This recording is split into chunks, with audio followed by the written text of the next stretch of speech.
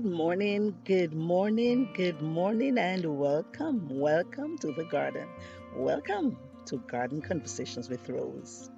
We're celebrating today. Today marks our 11-month anniversary.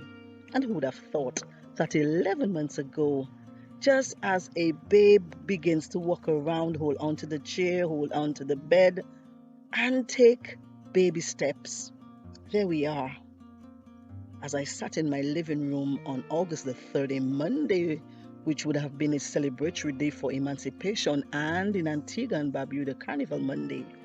Because of lockdown, we were all inside, and I sat on my chair and thought about all the posts or the poems I had written and how I could move forward with them. And here was born what was then called Whispers from the Garden of the Heart, now known as Garden Conversations with Rose. We are so happy that you have stayed in the garden with us and you have not been disappointed.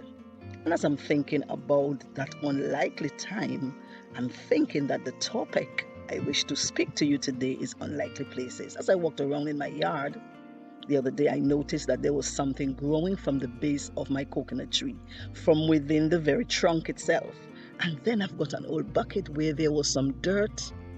And of course, here was a pawpaw tree and a yam plant growing from the bucket. An unlikely place, but they seem to be striving pretty well. So I wish to tell you as you go forward in the second half of 2021 that you may very well find that there is a positive opening, a door, an opportunity coming from the most unlikely place. So don't ever dismiss things when they come around. Of course, you've got to be discretionary, but bear in mind that from the most unlikely places can come success. And I think back again of a story in the Bible. I just read it this morning about Jonah. Now, Jonah was supposed to have gone to Nineveh to preach because of all the wickedness in that city.